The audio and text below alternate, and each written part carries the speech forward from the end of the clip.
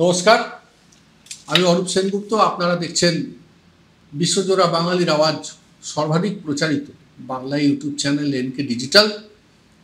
এই দেশ এই সময় অনুষ্ঠানে আপনাদেরকে আরও একবার স্বাগত। দেখুন, রাজ্যে নির্বাচন আসছে। আমি এই নির্বাচনী আবহে বারংবার একটা করে এপিসোড সাপ্তাহিক করছি। এই দেশ এই সময় শীর্ষকে, অর্থাৎ সারা দেশে কি হচ্ছে তৎসহ আমাদের রাজ্যেও কি হচ্ছে, তার কারণ এই চিত্র আপনাদের সামনে তুলে ধরতে চাইছি মূলত যে একটি কারণে, সেটা হচ্ছে একটা তুলনামূলক পরিসংখ্যান, একটা তুলনামূলক বিচার আমি, আপনি, আপনারা, আমরা সবাই করতে পারবো আমাদের মত প্রকাশের পূর্বে, যে আমাদের রাজ্যে আসন্ন সাধারণ নির্বাচনে আমরা কোন দিকে আমাদের মতের প্রকাশ করব। আমি আজকে একটা আন্দোলনের কথা বলছি। এই কিছুদিন আগে রাজ্যে একটা আন্দোলন হয়েছে, অসংখ্য জমায়েত হয়েছে, বছরখানেক বছর দেড়েক হলো। একটি মেয়ের অত্যন্ত পাশবিক ধর্ষণ এবং হত্যা আমাদের রাজ্যে আরজিকর হসপিটালে, যেটা একেবারেই কাঙ্ক্ষিত নয়, একেবারেই আশা করা যায় না। মানে আমার বলতে গিয়ে পর্যন্ত আজকে 1.5 বছর পরেও আমি হয়তো কিছুটা কিংকর্তব্যবিমূঢ় হয়ে পড়ছি নৃশংসতা এবং ভয়াবহতার কারণে। যাই হোক, তো অসংখ্য জমায়েত হয়েছে। এটা নিয়ে প্রথম দিকে বেশ কিছু অরাজনৈতিক জমায়েত হয়েছে। আমাদের রাজ্যের রাজনীতি সচেতন এবং সমাজ সচেতন বেশ কিছু মানুষ মেয়েটির জন্য দিনের বেলায় রাতের বেলায় পথে নেমেছেন বারংবারে। কিন্তু ধীরে ধীরে ধীরে ধীরে আমরা যেটা দেখেছি সংবাদকর্মী হিসেবে, যে ধীরে ধীরে ধীরে ধীরে এই আরজিকর সংক্রান্ত আন্দোলনটা থেকে সাধারণ মানুষের যে একটা সার্বিক সমর্থন ছিল মেয়েটির সুবিচারের দাবিতে, সেইখান থেকে সাধারণ মানুষ আস্তে আস্তে সরে গিয়েছেন। তার একটাই কারণ, এই অরাজনৈতিক আন্দোলনে ধীরে ধীরে ধীরে ধীরে প্রবেশ করেছে একটা বামপন্থী মনস্কতা। সেই কারণে আমাদের আমরা দেখতে পেয়েছি যে রাজ্যে এই আন্দোলনে ধীরে ধীরে ধীরে ধীরে এটা রাজনৈতিক আন্দোলনে পর্যবসিত হয়েছে। আমরা বিভিন্ন রকম সেই আন্দোলনের প্রেক্ষিত দেখেছি। আমরা বিশিষ্ট নাট্য এবং সিনেমা জগতের কর্মী একজন অভিনেত্রী উষসী চক্রবর্তী, শ্রীলেখা মিত্র, রিমঝিম মিত্র, খুব সম্ভবত এরকম আছেন সব। তো তাদের আমরা দেখেছি দীর্ঘদিন ধরে। সেখান থেকে শুরু করে আমাদের জুনিয়র ডাক্তার কিঞ্জল নন্দ, পরে অবশ্য জানা গেছে যে ওনার শ্বশুরমশাই নিজেই আসামি এই জাতীয় মহিলাদের মলেস্টেশনের কেসে। কোথাও কোন থানায় একটা যেন এফআইআর হয়েছিল। যাই হোক, তো আমি সেই বিষয়ে যাচ্ছি না। অনিকেত মাহাতো একজন আছেন, তার একটা ভিডিও সম্প্রতি ফাঁস হয়েছে, সমাজ মাধ্যমে দেখেছি আমরা। সেখান থেকে শুরু করে, আর ধরুন আমি সোমা বলছি, মনে পড়ছে আমার একটা অদ্ভুত টেলিফোনিক একটা অডিও রেকর্ডিং মার্কেটে ঘুরেছে, আমি সোমা বলছি। তো সোমাকে আর খুঁজে পাওয়া যায়নি। এরপরে জুনিয়র ডাক্তারদের মাইনে নিয়ে আন্দোলন করা আমরা দেখেছি, মাইনে নিয়ে কর্মবিরতি করা আমরা দেখেছি। মাইনেটি নিয়েছেন, কর্মবিরতি করা আমরা দেখেছি মাইনে নিয়ে। সেই কারণে কোন্নগরে একটি ছেলের মৃত্যুও দেখেছি, এবং কোন্নগরের এই ছেলেটির বিনা চিকিৎসায় মৃত্যুর কারণে ডক্টরস ফ্রন্টের একজন বামপন্থী নেতা ডক্টর পুণ্যব্রত গুণ মহাশয় কি বললেন, এই মৃত্যুটা কোনো ব্যাপার না, এরকম কোনো ব্যাপার না। আমরা বড় আন্দোলনে গেছি, সেখানে ছোটোখাটো দুটো একটা ক্যাজুয়ালিটি হবে, এতে কিছু যায় আসে না। মানে ও মারা গেছে, কোনো ব্যাপার না, ঠিক আছে। কোনো অসুবিধা নেই। স্ট্রেঞ্জ, একজন মারা গেছে বলে আপনি আন্দোলন করছেন, তার বিচারের দাবিতে আন্দোলন করছেন, সেই আন্দোলনে আর একজন মারা যাবে, আন্দোলনের আউটকামটা এটা হয় নাকি? যাই হোক, এটাও আমরা দেখেছি।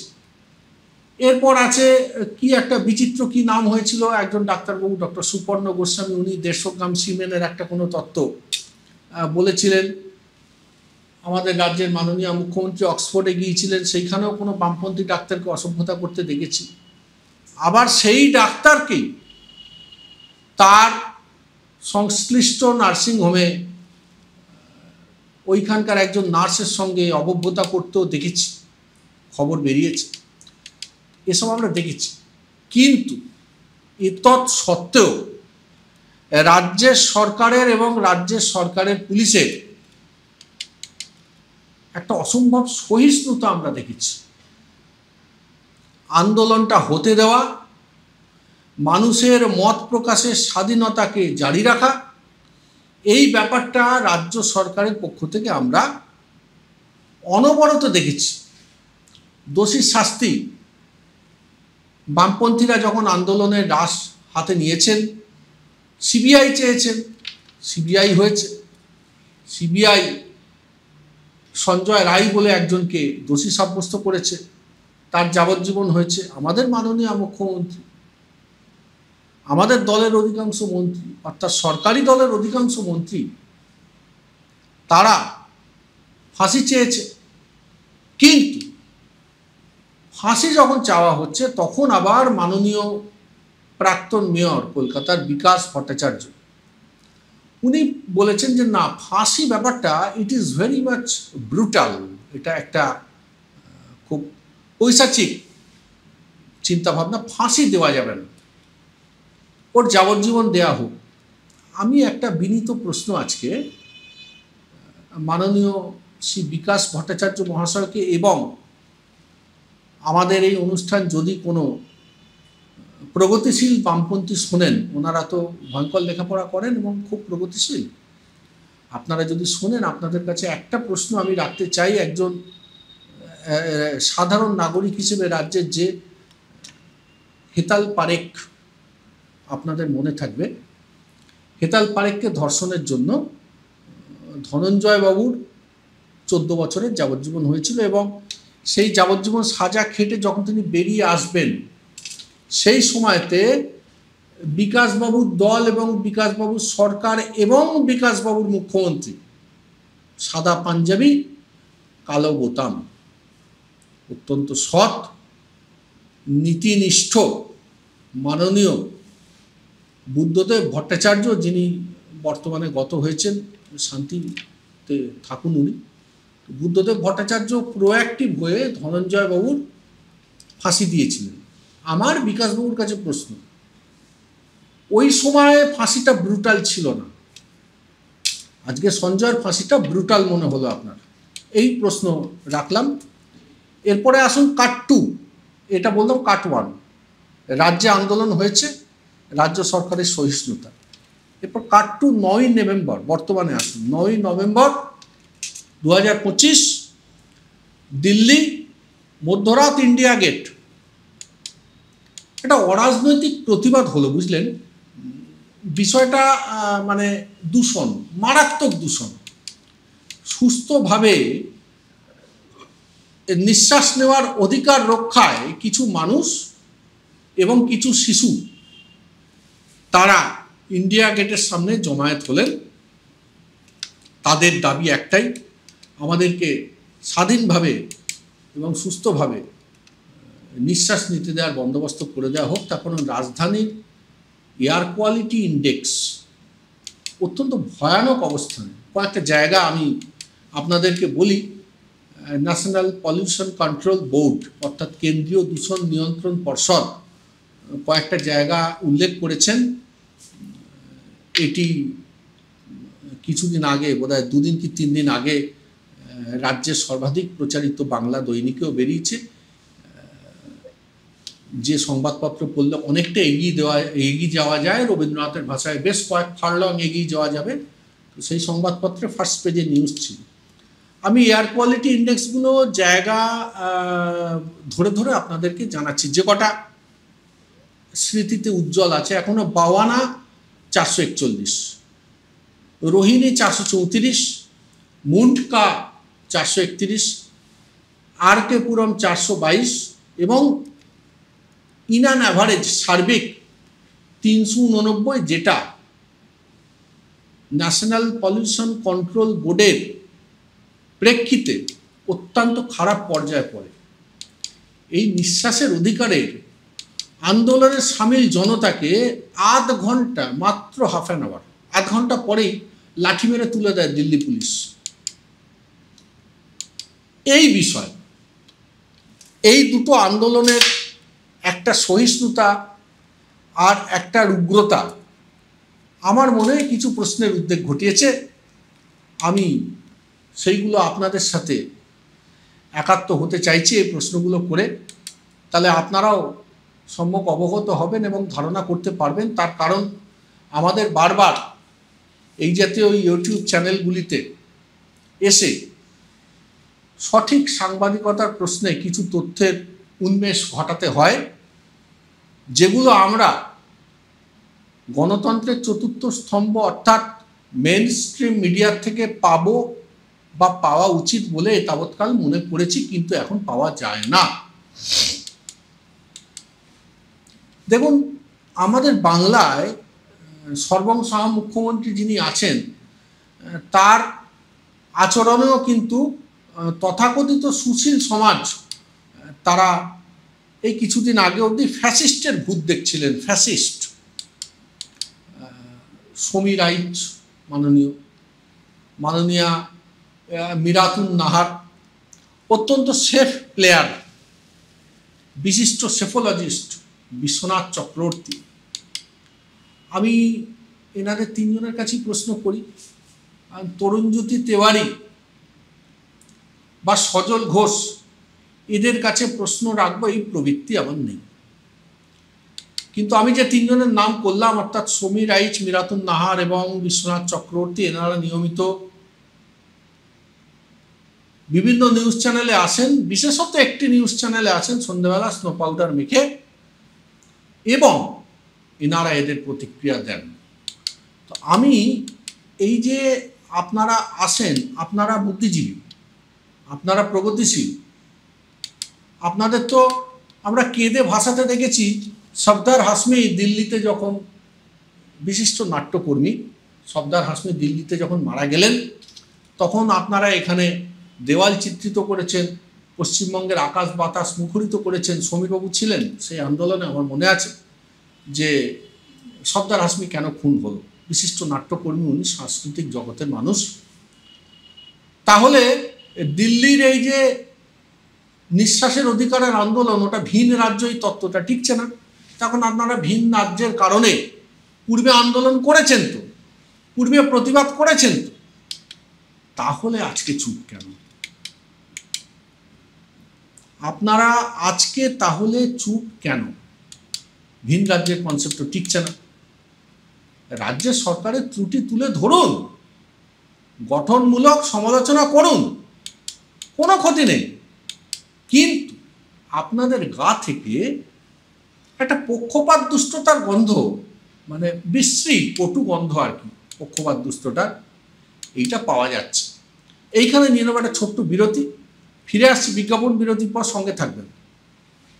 Found Kolkata's first ever sweet shop serving so unique items like Dab Malai Curry, Motichur Truffle, Gajor Borfi, Dab Kalakand, and I had to try them. শুধু তাই নয়, শক্তিগড়ের ল্যাংচা, বর্ধমানের সীতাভোগ, মালদার পোস্তকদম, বহরমপুরের ছানা বড়া, এগুলো সবকিছু খেতে হলে আর এত দূরে যেতে হবে না। সুন্দরিনী ন্যাচারালসে পেয়ে যাবে পশ্চিমবঙ্গের বিখ্যাত 10টা জেলার মিষ্টি all under the same roof. এদের বেস্ট সেলার্স কচি ডাবের শাঁস দিয়ে বানানো ডাব মালাইকারি আর কলা পাতায় মোড়া গুড়ের সন্দেশ পাতুরি আর মাস্ট ট্রাই।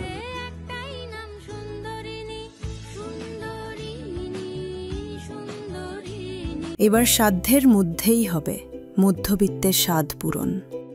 নতুন বাড়ি, নতুন স্বপ্ন, সুখের নতুন অধ্যায় শুরু হোক এই উৎসবে। Ashoka group, রিডিফাইনিং realty. ফোন করুন 9163502850। নমস্কার, ফিরে এলাম বিরতির পর। আপনারা দেখছেন এই দেশ এই সময়, আমি অরূপ সেনগুপ্ত। যে কথা ছিলাম আমরা, যে আপনাদের গা থেকে একটা পক্ষপাত দুষ্টতার কটু গন্ধ আসছে, নাকি বামের নিচে একটা ছোট্ট পুটকি দিয়ে রাম হয় বলে চুপটি করে ঘাপটি মেরে বসে আছেন, কিছু বলছেন না। তো সিট দাঁড়া, ইয়েস, এই সিট দাঁড়া কথাটা খুব চলছে এখন, বিগত 1-1.5 বছর ধরে রাজ্যে খুব শুনছি। তো আপনাদের তো সিট দাঁড়া একদম সোজা এবং মজবুত, এলিগেন্ট টিএমটি বারের মতো। আমাদের মতো বিকৃত ও বিকৃত নয়, সোল্ড আউট নয়। আপনারা বলুন, পক্ষ নেই। উইঙ্কেল টুইঙ্কেল মনে আছে সমীরবাবু? সেই শেষের দিকের বিখ্যাত সংলাপ, দেবশঙ্কর হালদারের পায়ের সামনে শুয়ে পড়েছেন রজতাভ দত্ত ছেলে। বাবা পক্ষ নেই, আপনাদের পক্ষ নিতে হবে। এবার কি পক্ষ নেবেন? সততার পক্ষ নেবেন, সত্যের পক্ষ নেবেন। কি কি বিষয় পক্ষ নেবেন এসুন। আপনাদের একটু ধরতাইতে গৌরী লঙ্কে হত্যা হয়েছে, পক্ষ নেই। হাতরসে মেয়েটি মারা গেল, পক্ষ নেই। উন্নাওতে ধর্ষণ হলো, একটা পক্ষ নেই। সন্ধ্যেবেলা আর একদিন বাড়িয়ে দিন স্নো পাউডার মেখে বসার, একটা পক্ষ নিয়ে ফেলুন। ব্রিজভূষণ ভারতের সোনার মেয়েদের শ্লীলতাহানি করল, তারা দিল্লির রাস্তায় বসে গেল, পক্ষ নিন। ব্রাজিলের মেয়ে হরিয়ানায় এসে 22টা ভোট দিয়ে দিল, একটা পক্ষ নিন। আপনারা নিতে ক্ষতি কি? পক্ষ নিন না একটা। পুলওয়ামা থেকে পায়েলগাঁও, গুমড়ে কাঁদছে বিচারের বাণী, পক্ষ নিন। 4টে সিনেমা হয়ে গেল বম্বে ফিল্ম ইন্ডাস্ট্রিতে। এই তো গিয়ে উড়িতে মেরেছি, উড়ি দ্য সার্জিক্যাল অ্যাটাক, বালাকোটে মেরেছি, এই মেরেছি সেই মেরেছি। পহেলগাঁওর 4 জন কিন্তু এখনো ধরা পড়েনি। কে দেবে বিচার? ও সুকান্তবাবু, ও শুভেন্দুবাবু, আপনারা বলুন। মীরাতন্দি আপনি পক্ষ নিন, বিশ্বনাথবাবু আপনি পক্ষ নিন, সমীরবাবু আপনি এবং আপনারা পক্ষ নিন। অন্ধ্রপ্রদেশের কন্যাইগুড়া গ্রাম থেকে ছত্তিশগড়ে আসছিল 14 বছরের মেয়ে, লকডাউনের সময় 2021 সালে জামলো মকদম। শুধুমাত্র আদিবাসী শ্রেণী বলে কারুর বাড়ি থেকে জল পেল না, বাড়িতে 150 কিলোমিটার হেঁটেই আসছিল। বাড়ির অনতিদূরে 14 কিলোমিটার আগে মারা গেল, পক্ষ নিন। আপনাদের পক্ষ নিতে হবে তো। আপনার বন্ধু চন্দন সেন, বিশিষ্ট বামপন্থী, ওনাকেও পক্ষ নিতে বলুন। উমা ভারতী থেকে সাধী প্রজ্ঞা, অষ্টরম্বা, কোনো বিচার হয়নি, পক্ষ নিন। মেহুল চোকসি থেকে নীরব মোদী, নীরবে আমাদের টাকা চুরি করে নিয়ে পালিয়ে গেছে, পক্ষ নিন। ভারতীয় জনতা পার্টি মাননীয় বিরোধী দলের নেতা শুভেন্দু অধিকারী এবং মাননীয় মন্ত্রী এবং সাংসদ সুকান্ত মজুমদার, আপনারা একটা পক্ষ নিন। আপনাদের দলের সাংসদ প্রার্থী উমিদবার বিহারে সম্ভবী চৌধুরী 2টো হাত তুলে দেখাচ্ছে, প্রথমে এই হাত দেখাচ্ছে, তারপর যেই বাবা তাকাচ্ছে আবার এই হাতটা নামিয়ে এই হাত দেখাচ্ছে, 2টো হাতে ভোট দিচ্ছে, 2 হাতে খাটছে দলকে জেতাবে বলে, একটা পক্ষ নিন। এইভাবে ভোট হয়? আমরা তো দেখিনি ছোটবেলা থেকে। আপনাদের ডবল ইঞ্জিনে হচ্ছে, পক্ষ নিন। সোমবার সকালে দিল্লির পাশে হরিয়ানাতে 3000 কেজি RDX উদ্ধার হলো, একটা পক্ষ নিন। আর সোমবার সন্ধ্যায়, let us come to the point, সোমবার সন্ধ্যায় লালকেল্লা মেট্রো স্টেশনে বিস্ফোরণ, কজনের মৃত্যু কে জানে। আপনাদের পক্ষ নিতে হবে। শুভেন্দু বাবু, সুকান্ত বাবু, আপনাদের জবাব দিতে হবে। আর একজন আছেন বিশিষ্ট বক্তা, অত্যন্ত সুবক্তা, শ্রমিক ভট্টাচার্য। মানে কি বলবো, কর্ণকুহরে যখন প্রবেশ করে না, ওনার কথা কি যে ভালো লাগে। শ্রমিকবাবু, আপনি রাজ্য বিরোধী দলের রাজ্যের প্রধান বিরোধী দলের সভাপতি, আপনাকে পক্ষ নিতে হবে। আপনি সম্ভবত একজন জনপ্রতিনিধিও, তো যাই হোক আপনি পক্ষ নিন। আপনি একটু বলুন যে কি দাঁড়িয়েছে ব্যাপারটা। শির নাড়াগুলো সব ভালো করে তেল দিয়ে আর মোছামুছি করে শির নাড়াগুলোকে একটু ফ্লেক্সিবল করুন, করে স্বরাষ্ট্রমন্ত্রীর পদত্যাগ চান। উনি তো কোনো স্টেটমেন্টই দিলেন না। যে মানুষগুলো মারা গেলেন, দিল্লিতে তো ট্রিপল ইঞ্জিনের সরকার, মুখ্যমন্ত্রী ভারতীয় জনতা পার্টি, স্বরাষ্ট্রমন্ত্রী অমিত শাহ, দিল্লির স্বরাষ্ট্রমন্ত্রকের হাতে, কেন্দ্রীয় স্বরাষ্ট্রমন্ত্রকের হাতে দিল্লির নিরাপত্তার দায়। স্বরাষ্ট্রমন্ত্রী তো পদত্যাগ করা উচিত। যদি পদত্যাগ না করেন, আপনাদের তো মলত্যাগ এবং মূত্রত্যাগ ছাড়া কোনো ত্যাগ আছে বলে আমার জানা নেই। যাই হোক, বামপন্থীদেরও নেই, আপনাদেরও নেই। যদি নাই বা করলেন, নিজের পক্ষে নিজের দপ্তরে বসে, স্বরাষ্ট্র মন্ত্রকে বসে একটা শোক প্রকাশ করতে পারতেন না আপনি? শুভেন্দুবাবু, আপনি জবাব নেই। আপনার কাকা হন তো উনি। উনিজি যদি আপনার বাবা হন, তাহলে ইনিজি আপনার কাকা হবেন তো। ওনার পদত্যাগ চান? মুখ্যমন্ত্রীর পদত্যাগ চেয়ে তো কেঁদে ভাসিয়ে দিলেন একদম।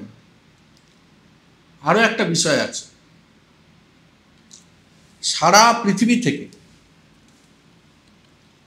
আমাদের কালচারাল হেরিটেজকে এক্সপ্লোর করতে আসে কার্নিভালের সময়। সেই দিনে কার্নিভাল অ্যাটেন্ড করে পরের দিন সকালবেলা মুখ্যমন্ত্রী গেছেন উত্তরবঙ্গে। ওই ব্রিজটা কিন্তু হয়ে গেছে, আপনারা খেয়াল করেছেন কিনা জানি না। আন্দোলন তো করে ফেলেন, এর আফটার এফেক্টের পরে তো আর মাঠে নামতে ভয় পান। ওই ব্রিজটা হয়ে গেছে, রাজ্যের মাননীয় মুখ্যমন্ত্রী কথা দিয়েছিলেন, করে দিয়েছেন। এই যে বিস্ফোরণ হলো, পুলওয়ামা থেকে শুরু করুন। পুলওয়ামায় বিস্ফোরণ হলো, উনি যে বিজ্ঞাপনের শুটিং করলেন। দিল্লিতে বিস্ফোরণ হলো লালকেল্লার পাশে, স্বরাষ্ট্রমন্ত্রীর এফিসিয়েন্সির দফারফা, স্বরাষ্ট্রমন্ত্রকের এফিসিয়েন্সির দফারফা। উনি যে গেলেন আদানিকে নিয়ে ভুটানে ওনার ব্যবসা বাড়াতে। জবাব চাইতে হবে, একটা পদত্যাগ চাইতে হবে, একটা পক্ষ নিতে হবে। মানুষ তো এমনি ভোট দেবে না। বিজেপির নেতৃত্বের কাছে আমি একটা বিনীত প্রশ্ন রাখি। এই যে লালকেল্লার বিস্ফোরণ হয়ে গেল, এইবার কি তবে অপারেশন ইঁদুর, মানে আমরা কত কি দেখেছি, ঘাবড়ে যাবেন না, আমি একটু বুঝিয়ে বলছি। অপারেশন সিঁদুর হয়েছে এই পায়েলগাঁওতে, বৈশরণ উপত্যকায়। শিরা দিয়ে নাকি সিঁদুর বইছে। সিঁদুর বইবার পরেও আজকে 4 জনকে ধরা যায়নি। বেশ কয়েক মাস অতিক্রান্ত, ও আমরা জানি যে কয়েক বছর অতিক্রান্ত হলেও ধরা যাবে না। তো পায়েলগাঁওয়ের সময়, পুলওয়ামার সময় তদানীন্তন রাজ্যপাল সত্যপাল মালিক বলে দিয়েছেন যে এগুলো সব framed and planned just before the election. এই জিনিসগুলো আজ বলে নয়, আমার একটা পুরনো কথা মনে পড়ে যাচ্ছে, আপনাদেরকে স্মরণ করে দিয়ে। এটা আজকের ঘটনা নয়, কার্গিলের যুদ্ধ। এই যে স্টাইলটা না, এই যে ঘরানাটা, এই ঘরানাটা ভারতীয় জনতা পার্টিতে এর প্রবক্তা ছিলেন প্রমোদ মহাজন। নিজের বাড়িতে নিজের আত্মীয় গুলি করে মেরে দিয়েছিল, ইতিহাসের পাতা ঘেঁটে দেখবেন। তো প্রমোদ মহাজন এই কার্গিলের যুদ্ধ করে একবার ভোটে জিতেছিলেন। তো সেই ধারা অব্যাহত চলছে, দুলালের তাল বিজলির মতো, ওই দাদু খায় নাতি খায়। তো সেই রকম, তো এই শিরায় কি এবার তাহলে সিঁদুরের বদলে ইঁদুর দৌড়বে এই লালকেল্লার বিস্ফোরণের জঙ্গিদের ধরতে? এসব তথ্য আপনারা কেন দেন? কোভিডে বললেন থালাবাটি বাজাতে হবে, স্ট্রেঞ্জ। আপনারা বলছেন যে আপনার ভারতবর্ষ নাকি বিশ্বগুরু হতে চলেছে। তারা বিজ্ঞানের সোপানে পা না দিয়ে কোভিড হয়েছে, বাড়ির বারান্দায় গিয়ে থালাবাটি বাজাবে উত্তম কুমারের সপ্তপদী সিনেমার মতো, এবার কালি তোমায় খাবো বলে। কিন্তু মাথা খারাপ হয়ে গেছে শুভেন্দুবাবু। আপনারা বলছেন হ্যাঁ থালাবাটি বাজাও, মানে রাজনীতির মানে কোন জায়গায় এনে নামিয়েছে আপনাদের। এরপর তো পায়েলগাঁওতে শিরা সিঁদুর বওয়ালেন, ধরা তো কেউ পড়ল না, তাহলে এবারে ইঁদুর শিরায় ঘুরবে, এটি স্বাভাবিক। 4-5টা দিন অতিক্রান্ত, কোনো দুঃখ প্রকাশ নেই। রাজা ভুটান থেকে এসে হসপিটালে দেখতে গেছেন যাকে, তার হাতে প্লাস্টার, তারপরেই রেখা গুপ্ত দেখতে গেছেন মাননীয় মুখ্যমন্ত্রী, তার হাতে আর প্লাস্টার নেই। কি ভয়ঙ্কর ব্যাপার। যাই হোক, এই জিনিসগুলো চলছে। এর মধ্যে একটা ঘটনা হয়েছে, আপনাদেরকে আরো জানি। Mainstream media dangerous, dangerous মানে আটারলি ডেঞ্জারাস। একটা জলজ্যান্ত মানুষ দিল্লির বিস্ফোরণ থেকে মানুষের চোখ ঘোরাতে তাকে মেরে দিল ধর্মেন্দ্র। হসপিটালে এলেন, প্রাথমিক অসুস্থতা কাটিয়ে এখন বাড়িতে চলে গেছেন, বাড়িতে চিকিৎসা হচ্ছে, মেরে দিল। যদি কিছুটা এই যে দুর্ঘটনা লালকেল্লার ঘটেছে তার থেকে মানুষের চোখ সরানো যায়, ওই বুড়োটা হসপিটালে গেছে, ওকে মেরে দাও। করছেনটা কি? এগুলো তো মানুষের কাছে ধরা পড়ে যাচ্ছে দিনে দিনে। আপনারা দেশের প্রধানমন্ত্রী, দেশের স্বরাষ্ট্রমন্ত্রী উলঙ্গ তো হচ্ছেনই, আর আপনাদের যারা বীর পুঙ্গবরা এই রাজ্যে ঘোরাঘুরি করছে, ছটফট করছে, তাদেরও উলঙ্গ করে দিচ্ছেন। সামনে নির্বাচন আসছে, এই করে তো ভোট পাওয়া যাবে না, ভোটের ঝুলি কমতে থাকবে রোজ প্রতিদিন। আপনাদের দলের সরকার দিল্লিতে, স্বরাষ্ট্র কেন্দ্রের তাও বিস্ফোরণ। দায় নেবার দায় তো নেই। এবার আসুন বুদ্ধিজীবীদের কথা। আপনাদের দিকেই তো তাকিয়ে আমরা যারা সাধারণ নাগরিক, তখন আপনারা অসাধারণ। মগনলাল মেঘরাজের ভাষায় অর্ডিনারি বুদ্ধি নেই, এক্সট্রা অর্ডিনারি বুদ্ধি। তো আমরা যারা সাধারণ নাগরিক সমাজ আপনাদের থেকে চেয়ে আছি, তো আপনারা তো কই একবারও বলছেন না। এই 3-4 দিন আগে নলহাটিতে একটা বিস্ফোরক বোঝাই গাড়ি সমেত ধরা পড়েছেন হিন্দু সনাতনী নারায়ণ ঘোষ। সে কেন ঘুরছে বিস্ফোরণের সরঞ্জাম নিয়ে? কি তার প্ল্যান? সে তো মুসলিম নয়, সে তো মুসলিম ডাক্তার নয় যে তত্ত্ব খারাপ করছেন এখন আনন্দবাজারের সহযোগিতায়। নারায়ণ ঘোষের বিষয়ে তো কোনো ঘণ্টাখানেক হচ্ছে না, কোনো আলোচনা হচ্ছে না। আপনারা আছেন আমাদের ভয়ঙ্কর, সমীরবাবু, মীরাতন্দি, বিশ্বনাথবাবু, আপনাদের ওপর আমাদের ভয়ঙ্কর আস্থা। আপনারা যুক্তিনিষ্ঠ মতামত দেবেন, তবেই না আমরা একটা সিদ্ধান্তে আসতে পারবো আসন্ন বিধানসভা নির্বাচনে, যে না ওনারা বলেছেন এটা সঠিক বলেছেন, আমরা মত প্রকাশ করব ওনাদের আলোচনার প্রেক্ষিতে, এদেরকে ভোট দেব। আপনাদের তুলনামূলক বিচারই তো আমাদের সঠিক দিশা দেখাবে। এ তো গেল রাজনৈতিক কচকচির কথা। তবে এরই মধ্যে একটা মজার খবর শোনাই আপনাদের। কতবার রাজনৈতিক কচকচি করব, আমি চ্যানেলকে অনুরোধ করব ভিডিওটা যথাসময় দেখাতে। আসানসোলের বিধায়ক অগ্নিমিত্রা পল ঘুরছেন ওই ভোটার তালিকায় নাম বাদ দিতে, যে এসআইআর হচ্ছে না, ভোটার তালিকায় নাম বাদ দিতে ঘুরছেন। কজন মানুষকে দেখলাম অগ্নিমিত্রা পলের পেছনে ঘুরছেন, ছুটছেন মিষ্টি নিয়ে, বলছেন দিদি এই 5 বছরে প্রথম এলেন, আপনি আমাদের বিধায়ক, আমরা 5 বছরে প্রথম দেখলাম আপনাকে, আপনি একটু মিষ্টি মুখ করুন। দিদি তো বলছেন আমার ব্লাড সুগার আছে, কিন্তু উনি পালাচ্ছেন, এরা তো ছাড়বে না। এরা বলছে না একটু মিষ্টি মুখ করুন। ভদ্রলোক তার সাথে কয়েকজনকে নিয়ে রসিকতা করেছেন হয়তোবা, কিন্তু এই যে একটা খণ্ড চিত্র আমি আপনাদের সামনে তুলে ধরলাম আসানসোলের বিজেপি বিধায়িকার, এতে আপনারা বুঝতে পারবেন যে ভারতীয় জনতা পার্টি কতটা মানুষের পাশে আছে। তাই উঠুন, জাগুন। স্বামীজি বলে গিয়েছিল না, উত্তিষ্ঠত জাগ্রত, এবং বলুন আমাদের কি হবে, আমরা কাকে ভোট দেব, আমাদের আস্থা, আমাদের বিশ্বাস কে বহন করবে, আমাদের দুঃখ, আমাদের বেদনা কে ঘোচাবে, আমাদের সুশাসন কে দেবে। এই প্রশ্ন আমি মাননীয় আমার শ্রোতাবৃন্দের কাছেও রাখছি, রাজ্যের মাননীয় বুদ্ধিজীবীগণের প্রতিও রাখছি। আপনাদের সকলের সম্মিলিত আলোচনা এবং সম্মিলিত মন্তব্যে আমাদের ভবিষ্যতের পথ চলা সুগম হবে, এই বলে আজকের অনুষ্ঠান শেষ করছি। ভালো থাকবেন সবাই, দেখা হবে আবার পরবর্তী এই দেশ এই সময় অনুষ্ঠানে। নমস্কার।